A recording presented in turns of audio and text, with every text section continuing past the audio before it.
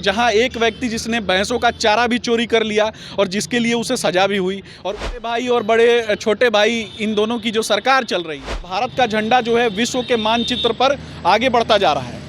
सारे विपक्षी दलों की आज बैठक है, इस पे आपकी क्या राय है? देखिए, मैं आपको बताऊंगा कि एक से बढ़कर एक भ्रष्टाचारियों की जमात जो है वो आज इस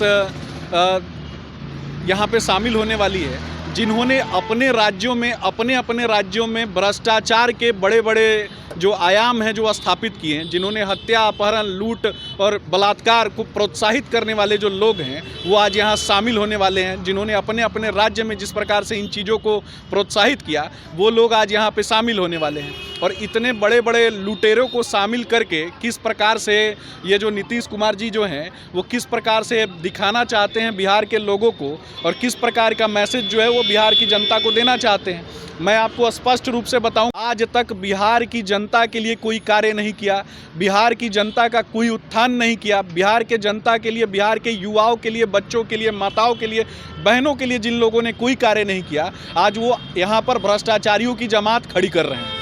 ये जो आज बीजेपी ने पोस्टर लगा रखे हैं, इससे लोग क्या संदेश दे रहे हैं? देखिए, मैं स्पष्ट रूप से बताना चाहूँगा कि हमारा कार्य ये है कि ये लोग जिस प्रकार से कार्य कर रहे हैं, इन चीज़ों को आम जनता तक पहुंचाना। जैसा कि आपने देखा होगा कि विगत वर्षों में जब 2014 में भारतीय जनता पार्टी की सरकार केंद्र में बनती है, उसके पश्चात से देश के यशस्वी प्रधानमंत्री आदरणीय श्री नरेंद्र मोदी जी के नेतृत्व में किस प्रकार से भारतीय जनता पार्टी और केंद्र सरकार जो है वो कार्य कर रही है, किस प्रकार से विभिन्न देशों के राष्ट्राध्यक्ष जो हैं वो हमारे प्रधानमंत्री जी के सामने नतमस्तक होते जा रहे हैं, किस प्रकार से विभिन्न राष्ट्रों के राष्ट्राध्यक्ष हमारे प्रधानमंत्री जी को बॉस कह के संबोधित करते हैं। यह दिखाता है कि वैश्विक स्तर पर भारत का जो झंडा है वो किस प्रकार से ऊंचाई की तरफ आगे बढ़ता जा रहा है। प्रत्येक युवा, प्रत्येक माता और प्रत्येक बहन, सभी लोग इस बात से प्रसन्न हैं, और राष्ट्र का प्रत्येक व्यक्ति इस बात से प्रसन्न है कि किस प्रकार से भारत का झंडा जो है विश्व के मानचित्र पर आगे बढ़ता जा रहा है।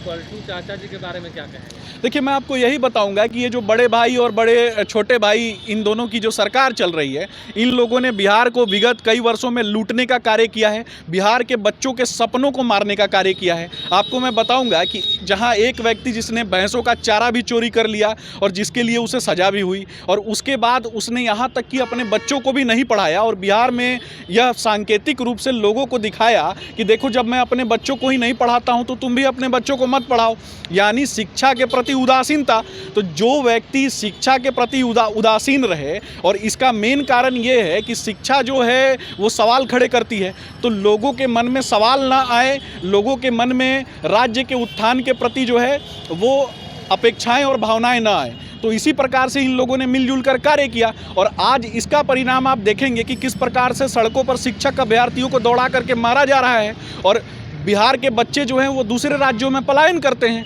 और जब दूसरे राज्यों में पलायन करते हैं तो उनके साथ दोयम दर्जे का व्यवहार किया जाता है, और जब दोयम दर्जे का व्यवहार होता है तो मानसिक स्थिति जो है बच्चों की वो खराब होने लगती है।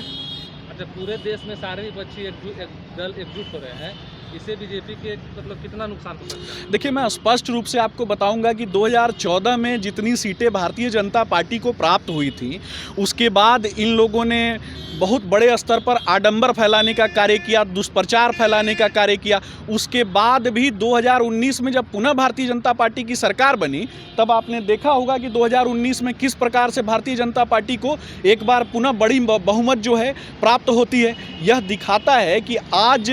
भारत के युवा जो हैं किस प्रकार से आदरणीय प्रधानमंत्री जी के पद चिन्हों पर आगे बढ़ रहे हैं, किस प्रकार से संपूर्ण देश जो है वो एकजुटता के धागों में बंधा हुआ है, किस प्रकार से कश्मीर से लेकर कन्याकुमारी तक विभिन्न भाषा संस्कृति को मानने वाले लोग जो हैं वो देश के यशस्वी प्रधानमंत्री को फॉलो करते हैं। और जिस प्रकार से हमारे देश के यशस्वी प्रधानमंत्री ने कोरोना जैसी वैश्विक महासमस्या में यह दिखा दिया कि कोरोना का वैक्सीन तैयार करके यह दिखाया, और दूसरे देशों को भी कोरोना की वैक्सीन प्रदान की गई, और एक तरीके से यह बताया गया कि भारत जो है वो प्रतिबद्ध है अपने लोगों को बचाने के लिए। तो ये चीज़ें जो हैं ये सिर्फ भारत के यशस्वी प्रधानमंत्री आदरणीय श्री नरेंद्र मोदी जी के नेतृत्व में ही संभव हो सकता था। यहाँ तो बिहार के मुख्यमंत्री अपने घर में छिपे हुए बैठे थे। आप मुझे एक भी फुटेज दिखा दें जब बिहार के मुख्यमंत्री कोरोना में आम लोगों की समस्याओं का समाधान कर रहे हों।